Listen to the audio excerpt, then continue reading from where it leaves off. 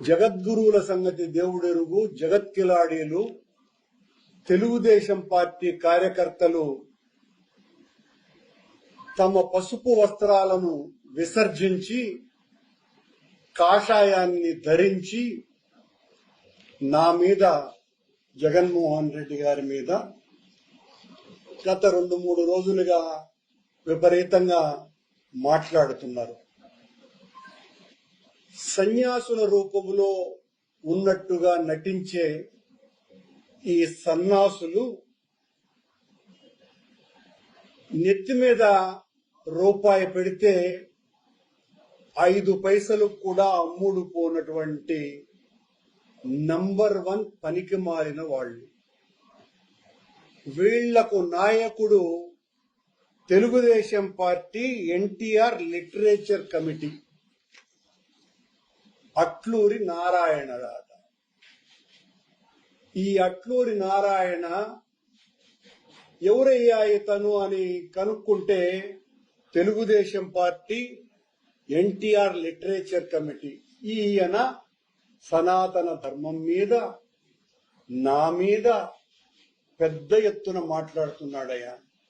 ఏంటి ఈయన డీటెయిల్స్ అని కూడా లోపలికి వెళ్లి పరిశీలిస్తే రోజు ఒక 20 విఐపి టికెట్లను బ్లాక్ లో 5,000 రూపాయలకు అమ్ముకునేటువంటి నంబర్ 1 పనికిమాలినోడు అని తేలింది. ఇలాంటి వాళ్ళంతా నా మీదకి దాడి చేయడానికి, మా ఇంటిని ముట్టడించడానికి సిద్ధపడ్డారట.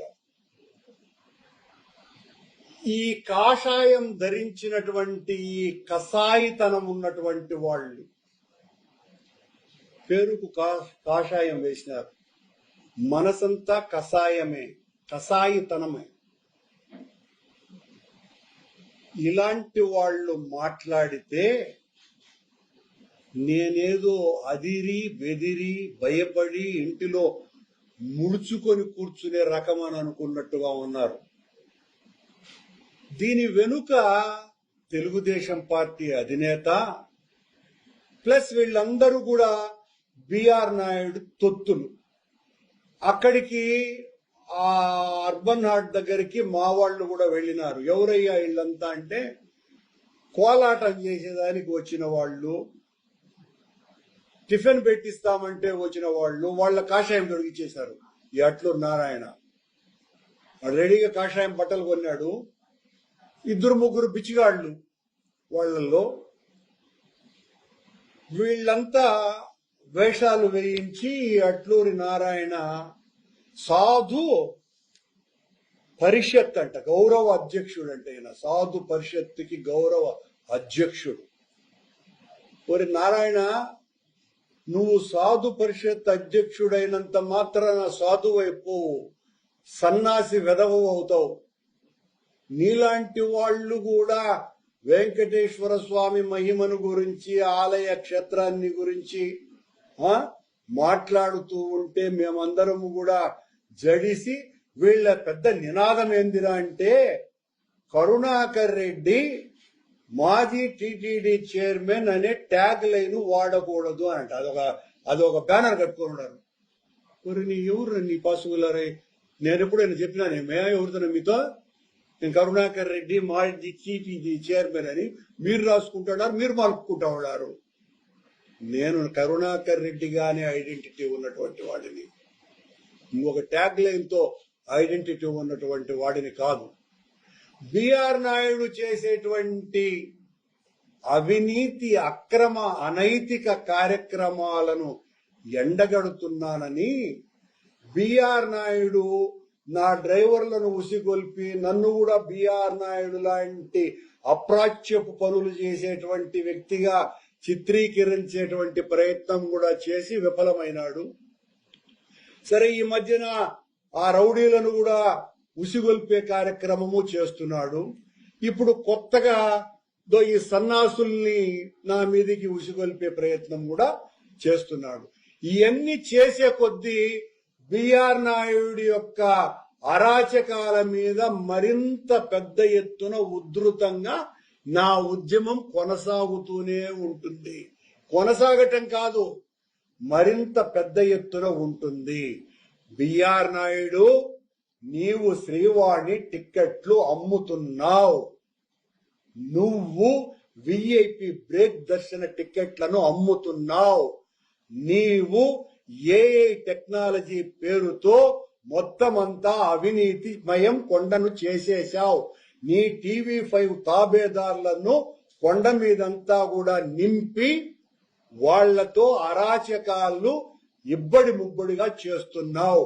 కొండ మీద అధికారులను పని చేయించేటువంటి పరిస్థితి పూర్తిగా పోయేటట్టుగా చేసేశావు. నీ అనైతిక కార్యక్రమాలకు జడిసినటువంటి చంద్రబాబు నాయుడు నిన్ను రాజీనామా చెయ్యమని అడగటానికి కూడా సాహసించలేక సంశయిస్తే నేను చేసేటువంటి ప్రసక్తే లేదు అని విచ్చలవిడిగా విర్రవీగిపోతూ ఉంటే, నువ్వేదో ఈ రౌడీలని ఈ సన్నాసుల్ని నా మీద ఉసిగొల్పితే నేను భయపడిపోయి నా ఇంటి మీదకి దాడి చేస్తే భయపడిపోయే పనికి మాలిన రాజకీయాలలో పెరిగినవాడిని కాదు బిఆర్ నాయుడు.